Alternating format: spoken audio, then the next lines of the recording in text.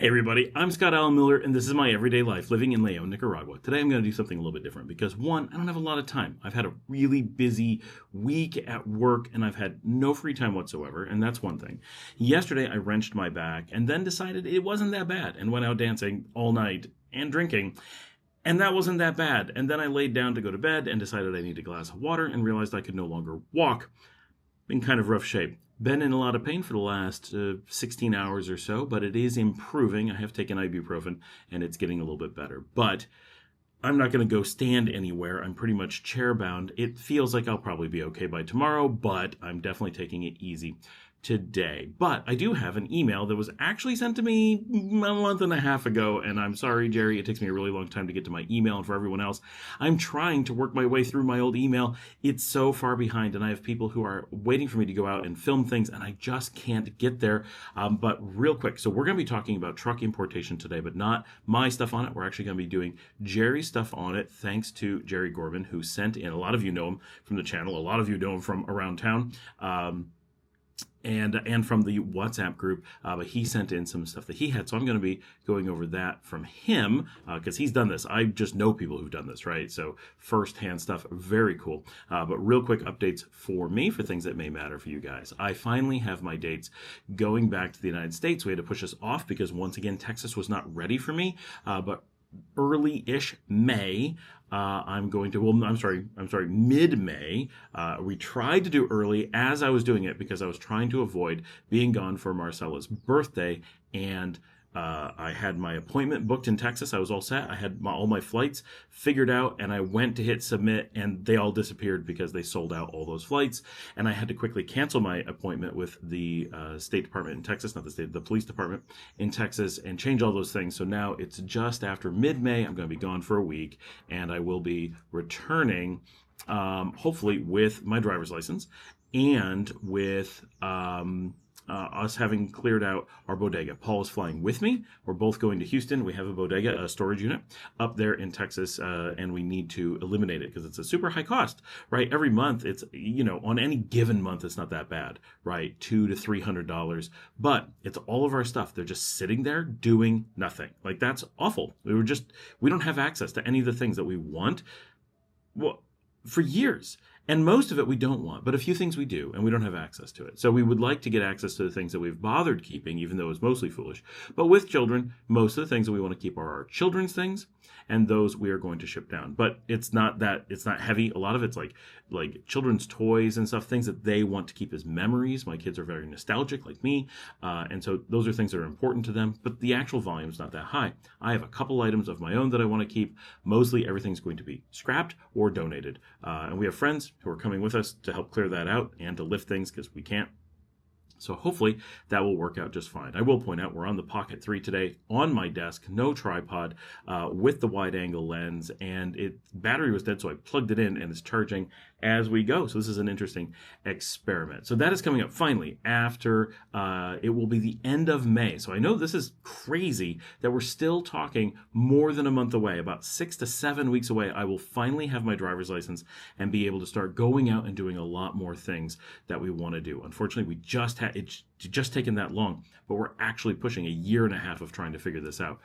So that's been a pretty big thing. Real quickly, if you'd like to do anything with the show, you want to contact me, you want to look at our social media, you want to find out how to sponsor the show by buying me a coffee, go check our show notes. Everything you need to know is in there. And of course, if you want to send in a video question or a video response or a video information tidbit of your own, all the information on how to do that is in there. That is fantastic. Please do that. Email me if you want to get on the show or something. And of course, leave comments down below. But we're going to get right into Jerry's articles that I'm going to read for you on truck importation because so his wife is Nicaraguense, and he has been living here for quite a long time, whether full-time or part-time. And so full-time, relatively recent, but they've been in and out for a really long time. So they have a lot of connection to Nicaragua, know a lot about it, have a lot more connections. And still, we all make mistakes, right? There's all these things we got to learn from each other because there's no big, huge guide to how to do things in Nicaragua. Nobody has this. No lawyer has this. No immigration consultant has this. Nobody. And so This is some really important information. Now, I have told stories about some other friends that did bring in a Jeep, a custom-built Jeep, and all the unbelievable problems that it caused for them. And it was a key component, not the only one, but it was a key component as to why they ended up failing in their move to Nicaragua and moving on to go back to Hawaii, where they were from. So from Jerry, we're going to get right into it. You'll read me saying this numerous times, as I have had read and heard before we did this. Do not import a vehicle into Nicaragua if you want it to make economic sense. If you are a car person and are a die-hard driver, you can do it. But it is a big but. It will be like a person that is a mountain climber. You are experienced and you have summited numerous peaks. Your dream is to climb to the top of Mount Everest and think that $50,000 is a good price. You know that you may lose all that money for various reasons, including you may not make it, or you may die trying. Therefore, you pay the money and roll the dice. That is what you are in for nationalizing a vehicle here. With that said, let me start by telling you one of the biggest mistakes we made. Many people will tell you to hire an attorney for any complex legal situation you engage in anywhere. This is sound advice, mostly. When an attorney lets you know their area of expertise and acts in their client's best interest, it is true. Crooked attorneys are everywhere, not just in Nicaragua. We crossed into Nicaragua on February 3rd, 2024, and received our TIP, Temporary Import Permit. This is a standard term used throughout the region. It is valid for 30 days. We hired an attorney that came with very solid recommendations on February 19th, 2024. So that was just 16 days later, 2 weeks and 2 days. Between then and March 5th, 2024, we paid him 6,200 cord and 1,090 United States. By the time we received our first extension, it became evident that he knew nothing about importation of vehicles into Nicaragua. During the process of obtaining the extension, the Dirección General de Servicios Aduaneros told us we needed an agencia aduanera, not a lawyer. Thus, we lost 45,876 cordobas, or $1,260 US, when we fired him and hired our aduanero. For those who are unaware, aduana is roughly the word customs in English. So here the aduana is the customs department, and an aduanero is a customs agent, or an agencia de aduanero is a customs agent. Part 2. The aduana, or customs department, wants you to have an aduanero because of how difficult and how many steps are needed to complete the task. Nicaragua has one of the most difficult processes of nationalization of vehicles in Central America. It has the shortest TIP, or temporary import permit, in Central America at only 30 days. You may get your TIP renewed twice, and then you must leave the country into Costa Rica or other non-CA4 country and re-enter with a new TIP. This would be a border run for your vehicle. They are $10 that has to be paid at the bank. Each renewal is 2 trips to Managua or a trip to Costa Rica. They are $10 that has to be paid at the bank. There were so many steps that I've forgotten them all and did not keep notes. Your aduanero tells you what you must do. Many times it seems as if the powers that be are making it up as you go. Once we had to type up a letter explaining why it was taking so long to import the truck. Of course, the letter explained that it was difficult. It was because of them in detail. The big deal was getting the valuation. This is the number that your tax is based on. Until the valuation has been set, you cannot proceed any further. We finally did get our valuation. For our vehicle, we would owe 30% because of the V6 3.6-liter engine, and all vehicles have a 15% tax. That made our tax 45% of what they say it is worth. They wanted very thorough information on the truck, VIN number and motor number, as well as many photos. The chassis number is the same as the VIN for North American vehicles, but I guess not here. That was a big obstacle. Part 3. There are a few ways to get your tax reduced. First, if you are a Nicaraguan returning to your country with a foreign pension and have been living abroad for more than 25 years. Second, if you receive your cédula de residencia as a pensionado going through Intour, the Department of Tourism. In both cases, the maximum discount is on $15,000 of the valuation.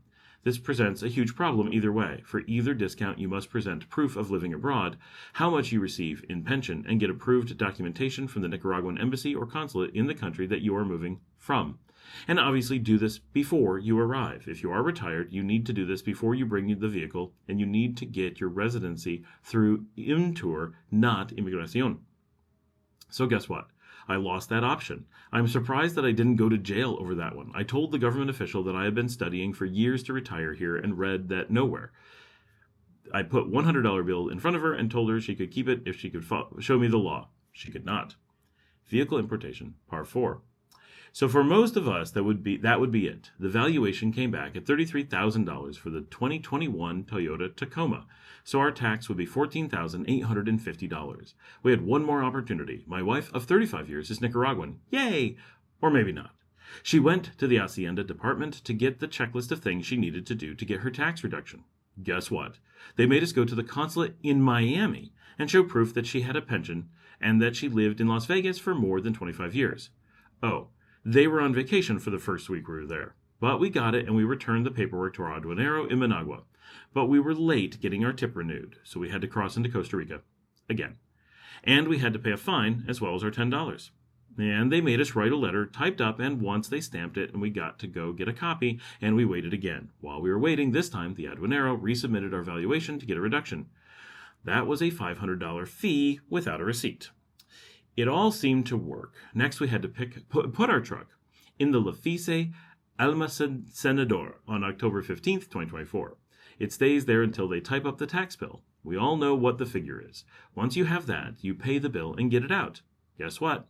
You wait again, this time until December 13th. Yes, that's right, almost 2 months to get the tax bill. We paid it. Part 5.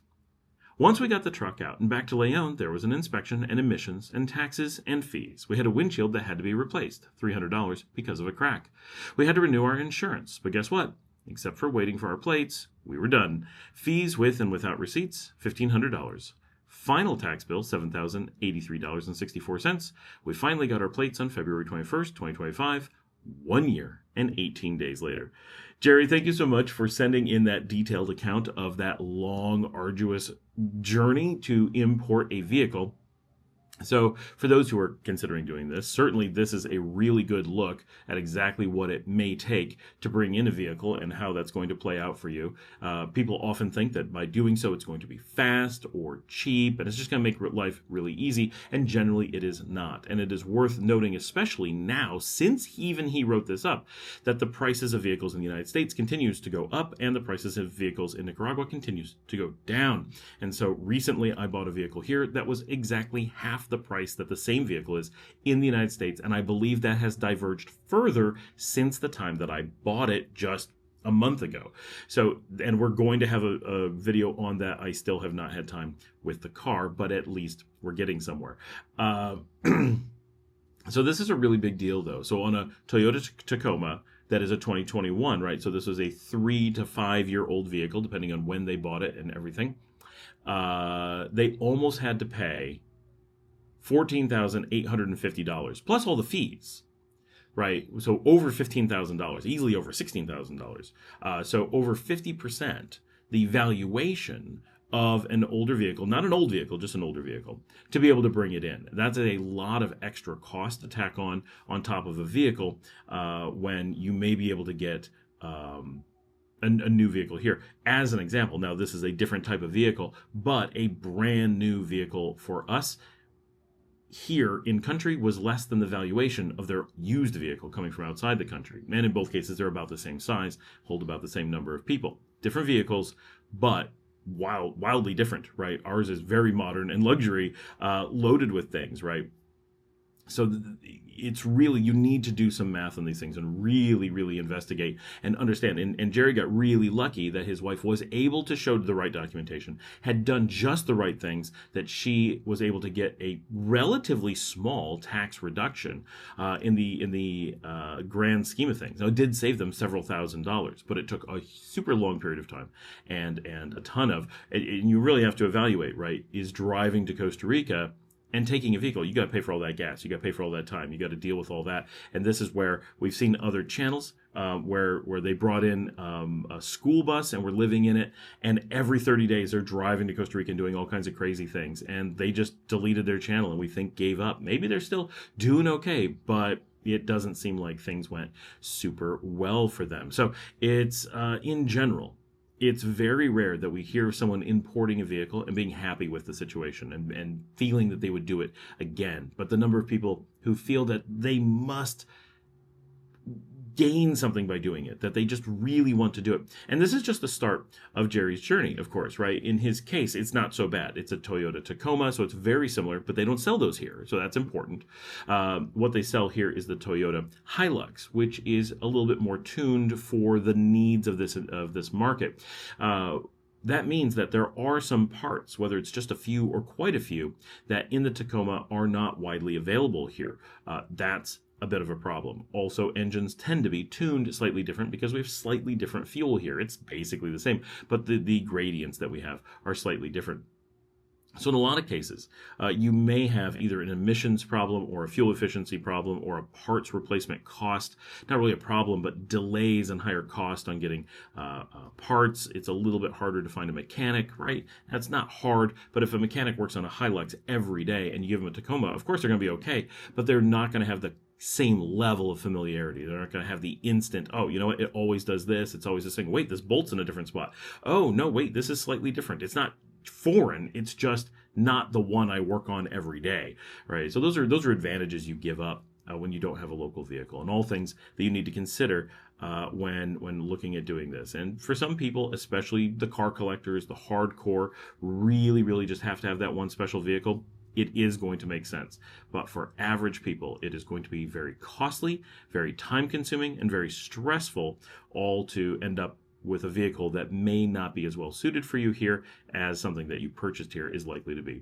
Thanks for joining me. Like and subscribe. If you'd like to help support the channel, you can buy me a coffee at buymeacoffee.com/Scott Allen Miller. If you'd like to leave a comment, get down there in those comments and leave one to me or to Jerry. He does read the comments and watch the show. And you can always jump on the WhatsApp group. Links are in the show description. That is our Expats of Nicaragua WhatsApp. It is very lively. You do have to get approved to get in. We're trying to cut the spam down because there has been quite a bit, but it has gotten to be quite a popular group and very valuable for a lot of people. So a great place to get in and discuss, potentially with Jerry directly, about the challenges of importing a car and why your car may or may not be a good one for you to bring in. As always, we try to have our live stream on Thursdays. So if you have not planned for that, consider spending your Thursday evening with us live. It is an awful lot of fun and a great time to connect with other people from the community. And with that, I will see all of you tomorrow.